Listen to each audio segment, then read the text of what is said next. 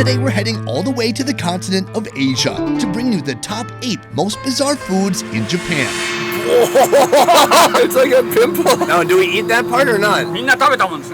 Cut. Japanese food is one of the most revered and respected cuisines in the world. Oh my god. I don't ever want to swallow it. Because of its popularity, Japanese food is often instantly recognized by food enthusiasts. Oishi. And more sake. Oh my god, I almost didn't drink it. Sashimi sake is a friend. But there are some dishes that don't get their time on the main stage. Never seen anything like this. These are the dishes that fall into the categories of taboo, Oh, you actually did it? Oh my god. I'm not gonna eat that. rare, What? exotic, Oh. Japanese hire. Hide. Fin. and sometimes Oh, what the fuck? downright scary. Our best ever food review show team has toured parts of Japan, from Sendai all the way down to Fukuoka, to find Japan's most unique dishes That is a foie gras of the sea. and to understand the history behind their consumption. The symptoms I should be worried about after eating this is like suddenly my muscles aren't working. I can't move. Yes. Get ready for the top 8 most bizarre dishes in Japan. If the eyes are the windows to the soul, what are you looking at? You'll want to check out the soul-satisfying dish that made it to number 8 on our list: yellowfin tuna eyes.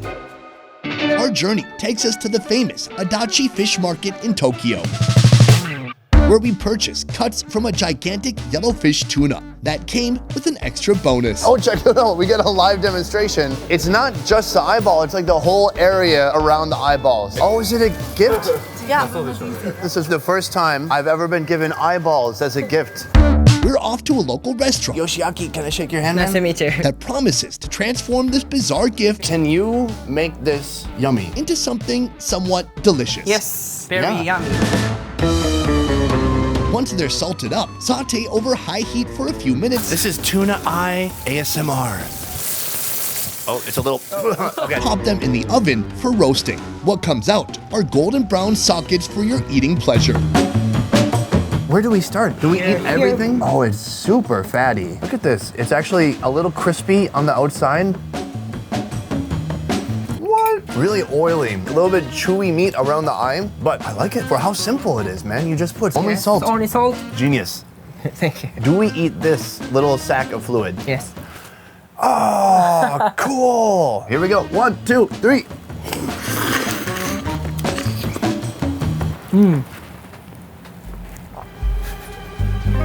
Are you okay? If you haven't tried fish eyes before, perhaps you'll consider it after hearing about all their nutritional benefits. Delicious. In addition to vitamins, DHA, and minerals, tuna eyes contain omega-3 fatty acids, which provide several cardiovascular benefits. Same flavor as the outside, just oily, rich tuna flavor. But the texture, you could really feel this like sack of fluid in my mouth. Do you like that feeling? Blub, blub, blub. Jelly. For me, that would take a lot of getting used to. That just the texture. The taste is wonderful. Man, thank you. Thank you. Boom, boom, out. In the coastal prefecture of Kanagawa, on an island called Eroshima, we find a restaurant that specializes in making thin seafood crackers. Sir. Yeah. Hi. Hello.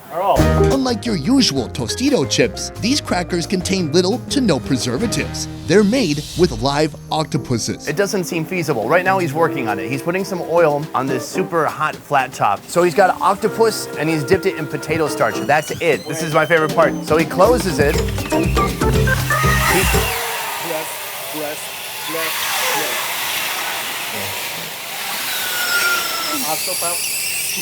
Octopus scream. When the octopuses stop screaming, you'll know they're ready. Like a paper. All right, let's go for it. Smash papery octopus. Yummy. Yummy. A little salty, seafoody, but the texture is what I'm more amazed by. It's legit cracker. I thought there'd be some parts that were inconsistent, some parts chewy, some parts soft, and it looks kind of beautiful at the same time. So it might not actually be in the running for the newest snack on the party refreshment table, but Hiroshima locals recommend trying this dish at least once in your life. If you know about Japanese food, you've probably heard the word sashimi. Sashimi refers to thinly sliced raw meat, usually a type of fish that's served without rice. What most people don't know is that you can make sashimi from almost any type of meat, Mr. Kita Karino? as long as it's done properly. Don't try this at home, kids. Today, we're having horse sashimi. What separates horse meat from any other animal like beef or beef? Horse meat is completely different from eating raw beef. You can enjoy this and not be afraid of dying. That's something I really look for when I eat food. It's like, not dying. Horse meat is called basashi or sakuruniku in Japanese, which translates to cherry meat, a name it received as the color of horse flesh is much redder than other types of meat. The Japanese, like many other countries around the world, have been consuming horse meat for centuries, as the meat is packed with iron and protein. Our chef delicately slices the meat and serves it with a bouquet of freshly chopped scallions and garlic miso sauce. Let's go for it. One bite and this dish might have you neighing for more. I love that. Ooh, that is really good. A little more firm. Oh, and then it has an interesting aftertaste. It's a bit horsey. What's the taste of horse? It's hard to explain. I mean, it's heavy, it's robust. You gotta try horse unless you like horses a lot, but then you can still try it anyways and just don't tell the horse that who is your friend. Number 5 on our list is probably what you see in the shadowy corners of your room when you're having a night terror.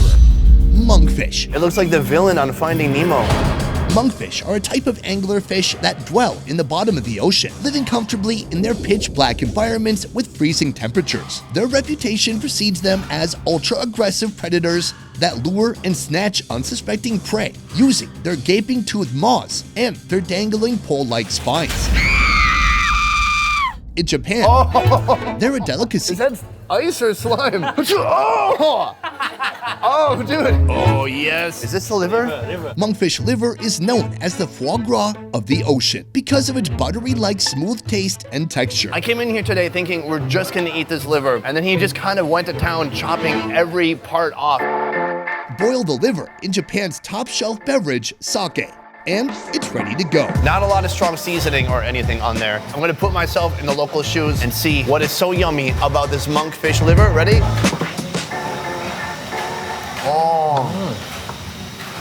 That is a foie gras of the sea. It is so creamy. It just kind of disintegrates and falls apart in your mouth immediately. It's hardly any kind of oceanic fishiness to it. The versatility of this fish is unmatched. Season and deep fry the other parts, This is part of the skin. Yummy? or cook them in a savory broth with your choice of vegetables. This is an egg sack, or it's eggs. It's a sack.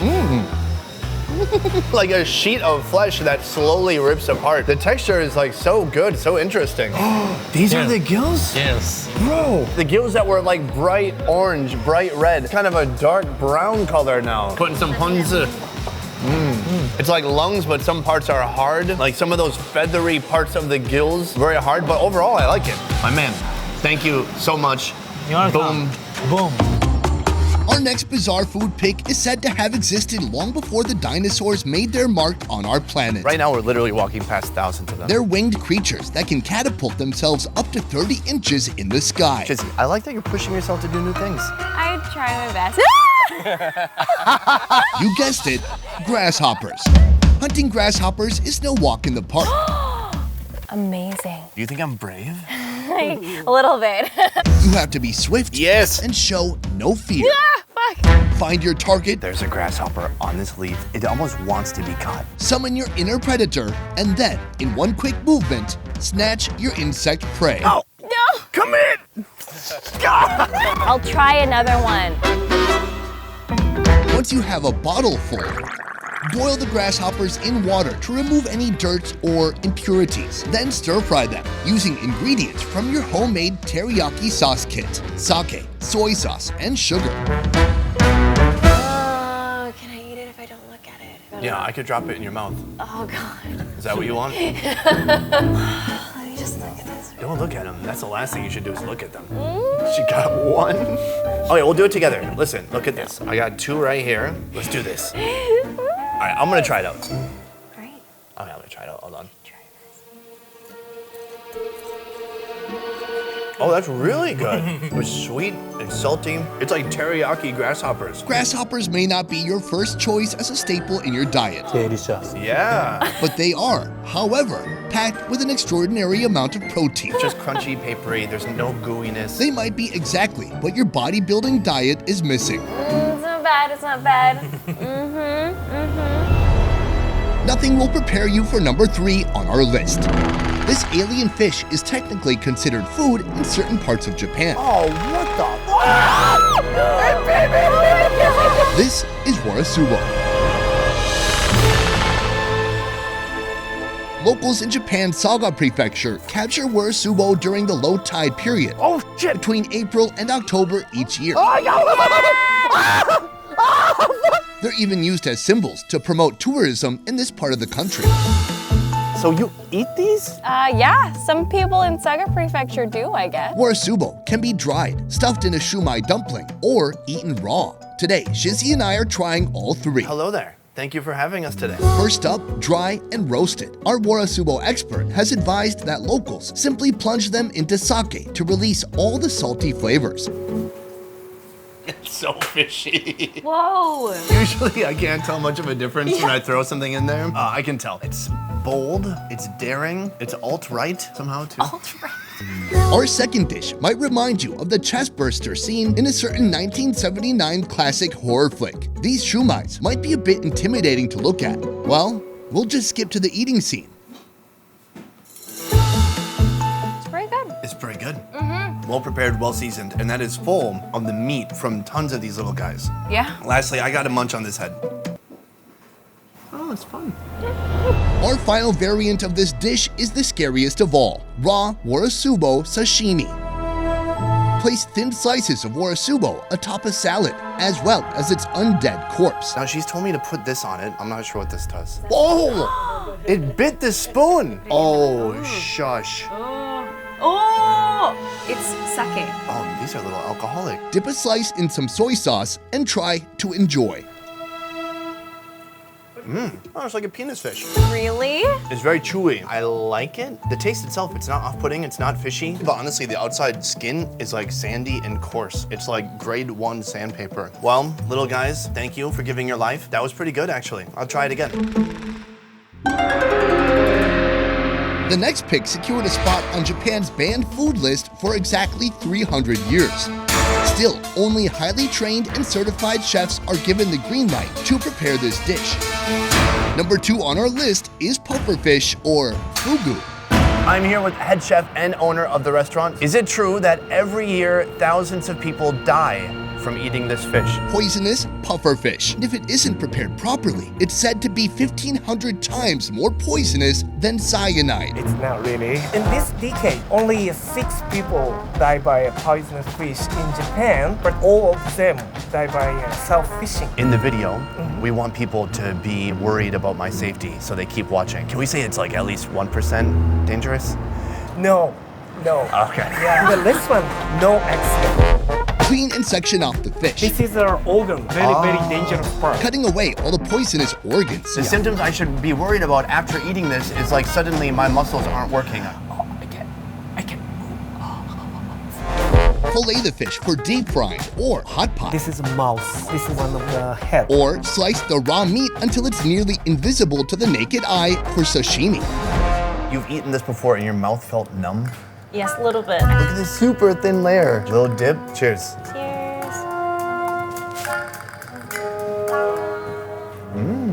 Wow, it's very chewy. It's almost like some kind of octopus. Yes. I mean, all the kind of salt flavor is coming from that sauce there. While this is still boiling, we can try the fried one.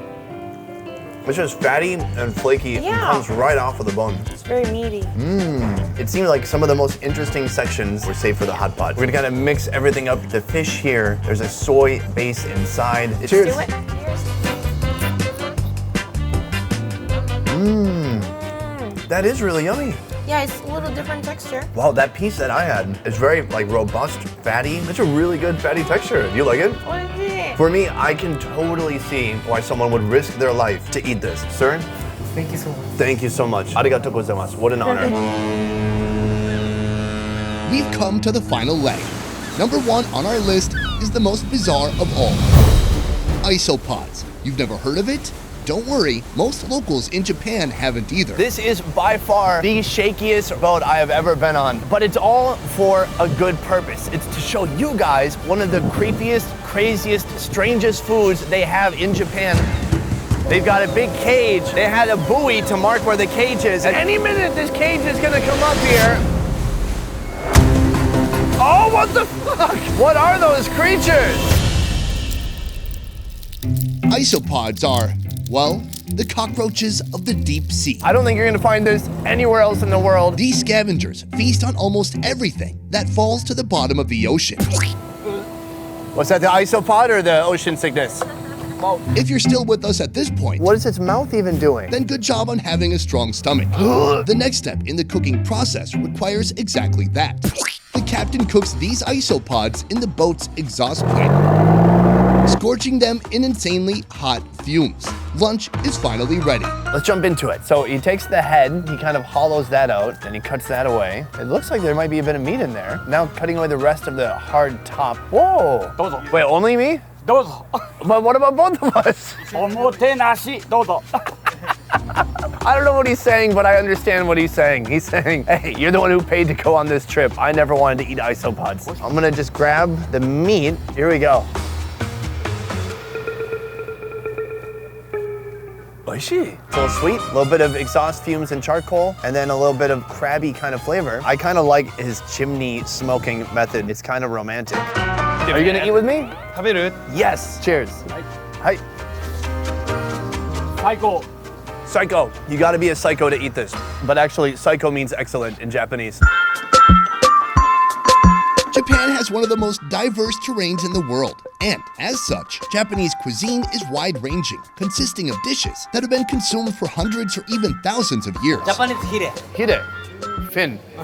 The next time you try Japanese food, you might want to trade in your tempura roll for something a little bit more exotic. In fact, why not ask for tuna eyeballs at your local Japanese eatery? As we do every day on the Best Ever Food Review Show, we encourage you Oh, that's really good. to use food as a vessel to learn more about different and unique cultures. You might be surprised how much you actually like it. Little guys, thank you for giving your life. That was pretty good, actually. Until next time, a peace.